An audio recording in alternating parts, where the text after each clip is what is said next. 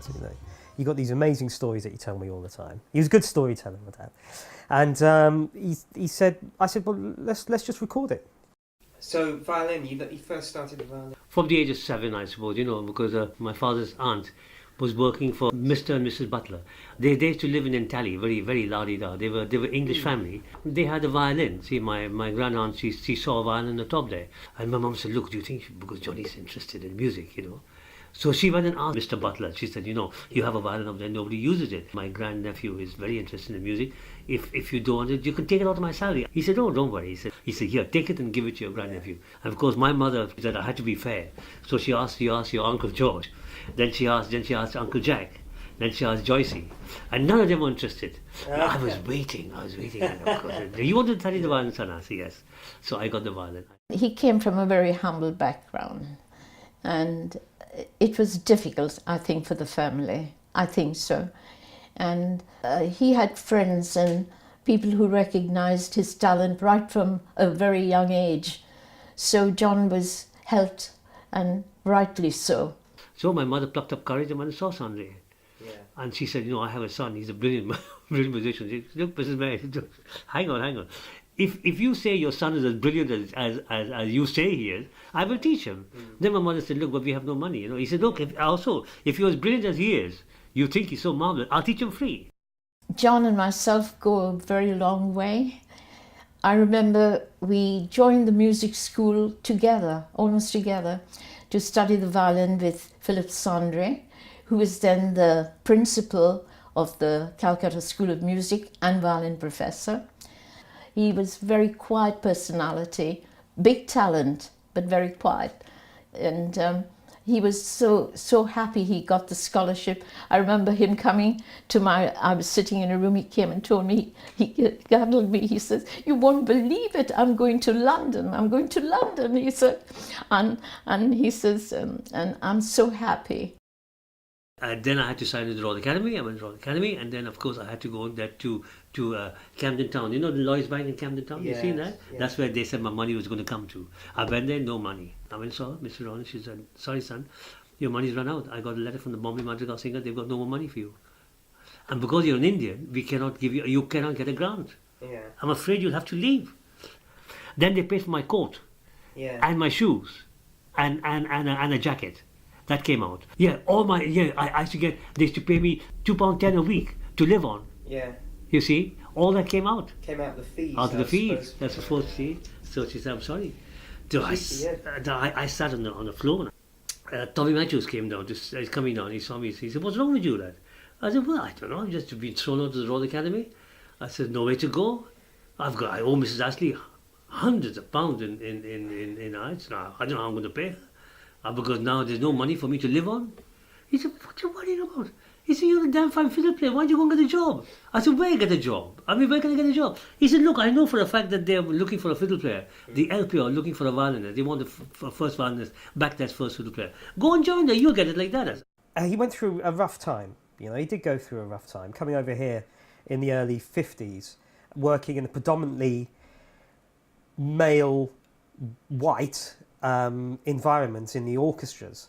Actually, he played with the Royal Philharmonic, and he played with another orchestra, violin, but always, even when I went to the rehearsals of the orchestra, you wouldn't believe, he had paper and pencil and always writing, jotting down, you know, and composing for him was the only thing. Yeah, did you leave or were you kicked out? I was kicked out because they didn't want a composer in their midst.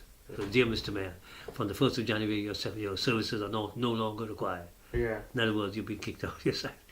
And that was it. Then they did a work of mine.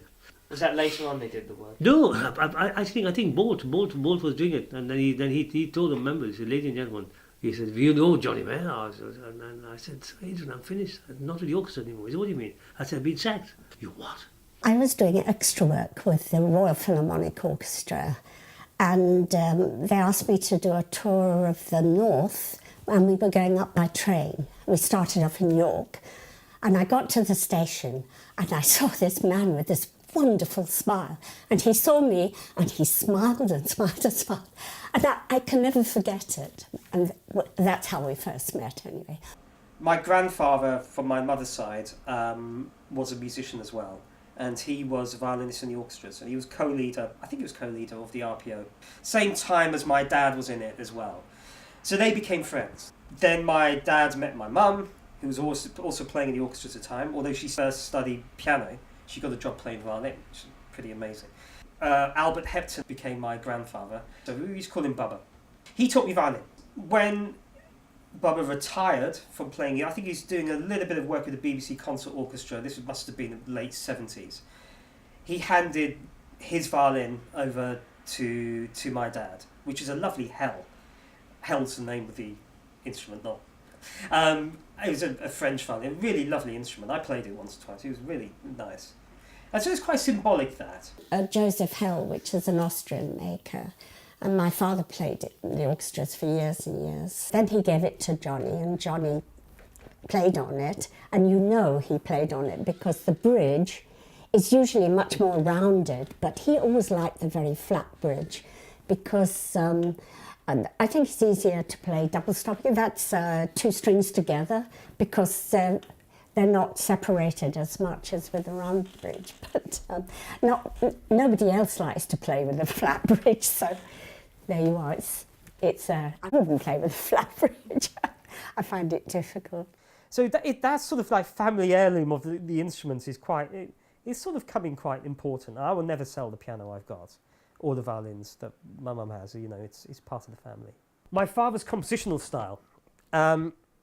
He drew a lot of influence from serial technique. He was a big fan of Antenberg.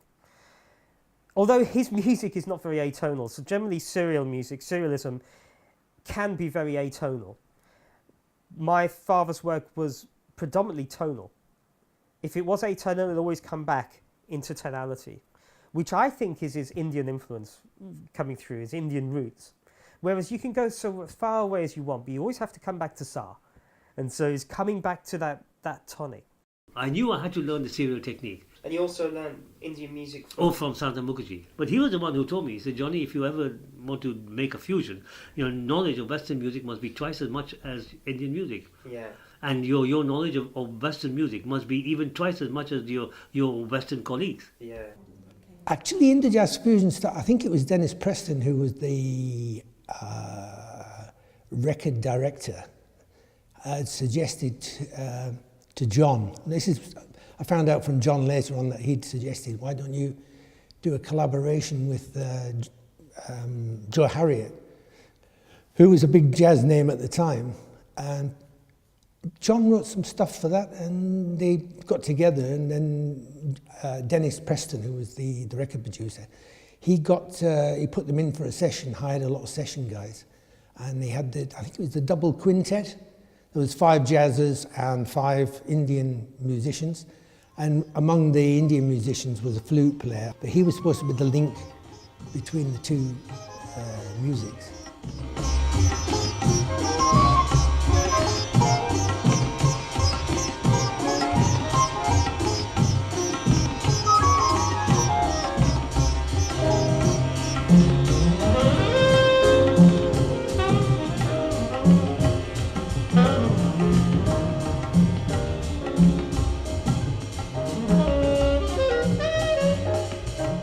Some of the musicians he gathered with him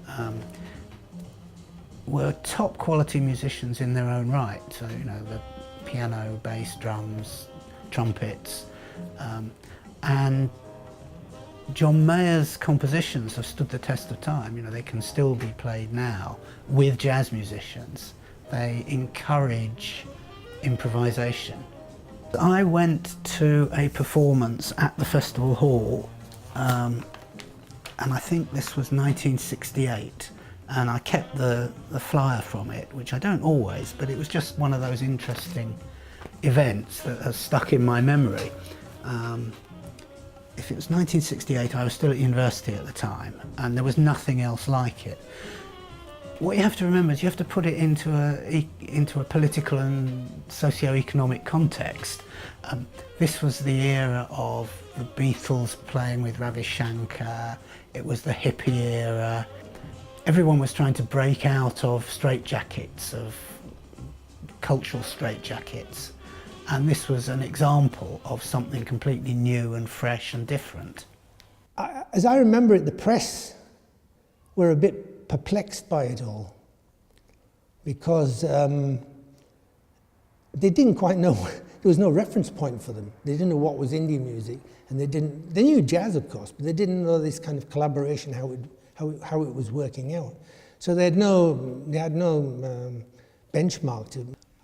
Whenever he was doing a TV interview or something and discussion, he'd always try to use Multani as the rag he'd demonstrate his pieces in. It's a very atmospheric raga, twilight and all that. He's originally from Calcutta, from Bengal, so he, you know, the flavour of the sun going down, the evening encroaching and all that is, you know, probably lingered in his mind after he'd left there.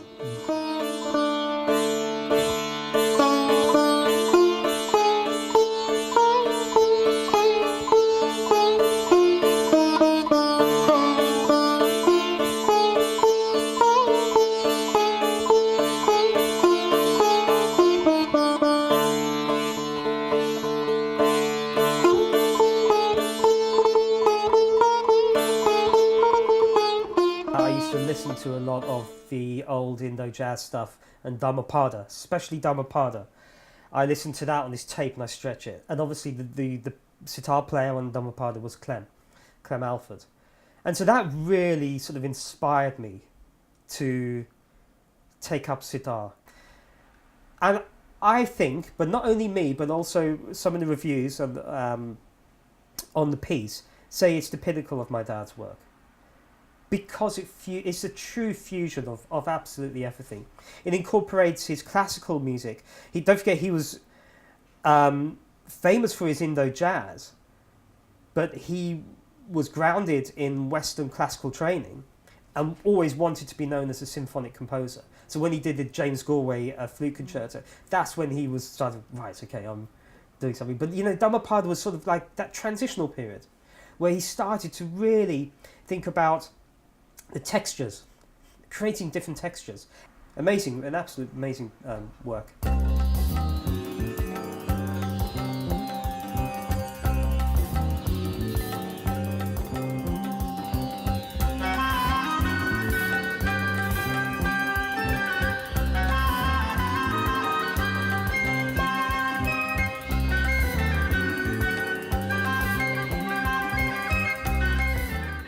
My father was a Western violinist who studied Indian music and became a composer, whereas I'm an Indian sitarist, born here,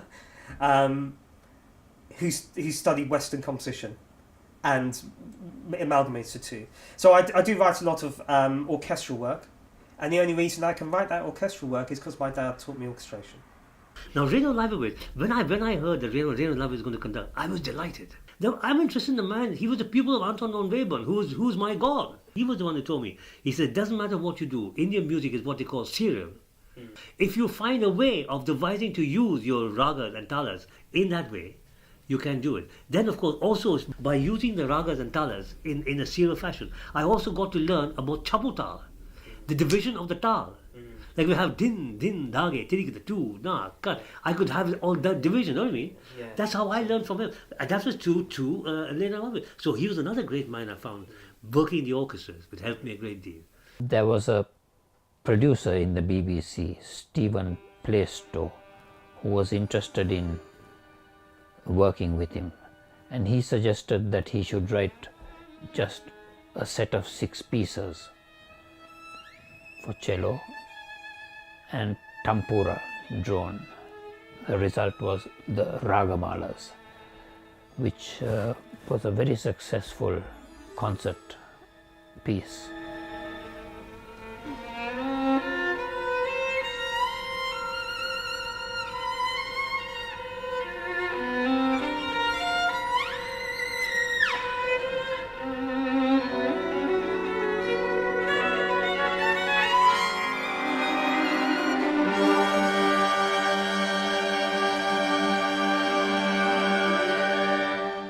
Yes, I think it was very well written for the instrument, and also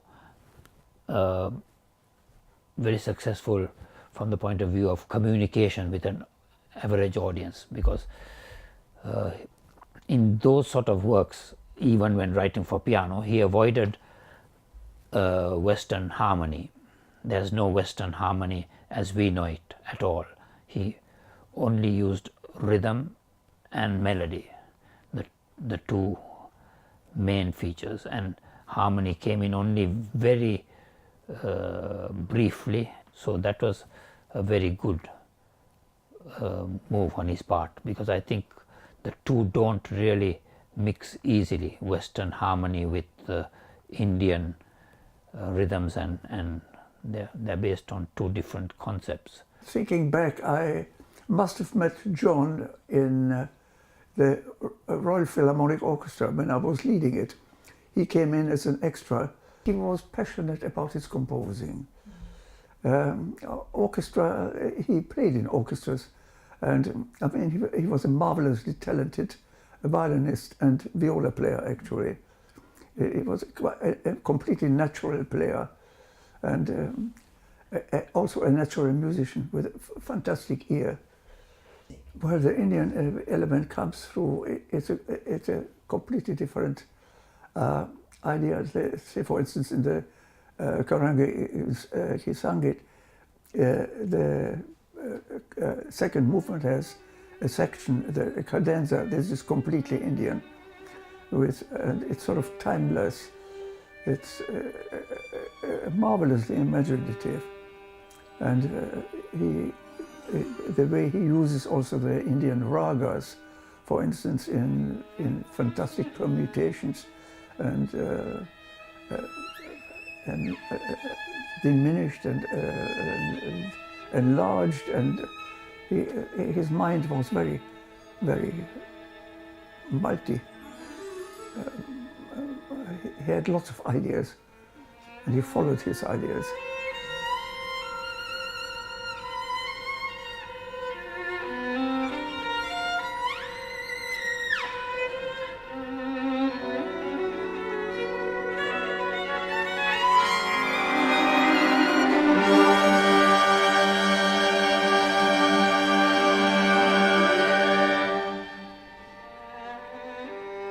So John, being a very savvy, practical composer, was given this commission, and the commission was funded by British Gas. So I thought that was a brilliant title, called The Flames of Lanka. And it was a really, really, it was a huge, large-scale work. It was for a large-scale symphony orchestra with Indian instruments within the orchestra, for SATB chorus, a children's choir. As I recall, there were about 400 of them, which I remember was terrifying, and a narrator, and it was a full evening's performance of this work. When Sita is captured, Rama seeks the help of Hanuman, the Monkey King.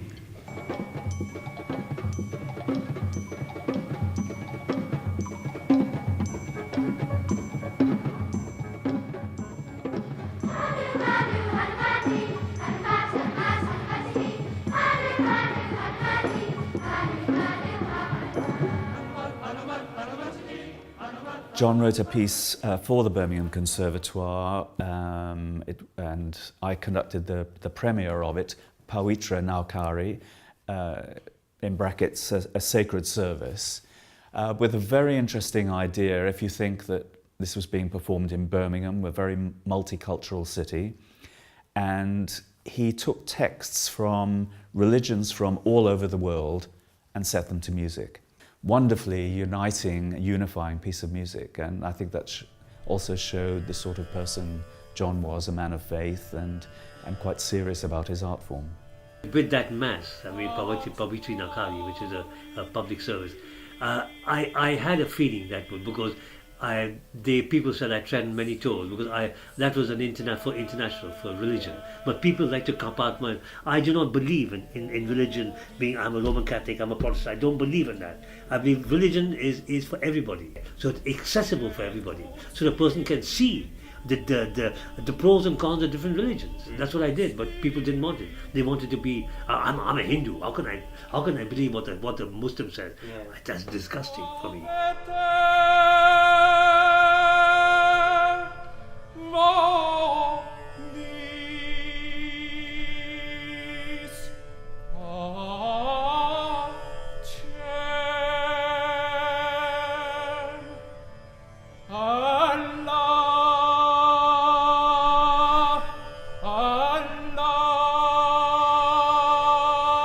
For the first concert in the southern states of America tour, my dad was somewhat tricked on stage. You couldn't walk off. He was there. But he told me, no, there's no segregated audience. And I said, look, Samarkand, we went on the stage, and on the stage there I saw all segregated, blacks and whites. And I said, you lied to me, didn't you? I was number 5, I think I was. No, he said, I didn't know. I really didn't know that this was a segregated audience. I said, but I said, look at it. And he looked at me, and New Orleans is segregated. Don't do the concert. I give you permission. And I didn't do the concert. And he said, the next one in Orleans I will not do. And he made that quite clear. And he didn't do it. He stood up for his own principles, and he's did this. And I couldn't. He wouldn't have done anything else. He wouldn't have done anything else. I feel very proud. Well, that has always been in England interest through Ravi Shankar, and Menuhin also was connected with Ravi Shankar, so he was in good company there. But the actual fusion, that is John's idea, I think. There he was. It's quite right to say he was the godfather of that idea. When John passed away, they offered a memorial concert in the Birmingham Conservatoire, and we decided the proceeds would go towards a prize, and other people made very generous donations. In fact, Jimmy Galway gave very, very generously to that. And each year there is a composition prize. And the brief is that they have to incorporate or amalgamate 2 different musical cultures or genres together, because that's what was the signature of my dad. It was combining 2 different sounds to create your own sound.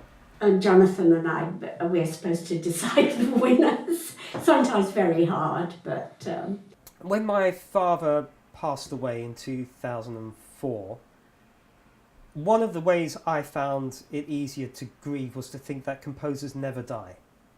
Their music lives on forever. It's their legacy as such. When you play Beethoven, you can almost feel his personality coming through. And that's the same with any composer, and definitely with my dad as well. So I felt that to keep the legacy going, or literally to keep his music alive, and to get his scores, get them onto Sibelius, get them available for people to download. So I formed this record company, First Hand Records. We released some of my dad's music that hadn't been released before.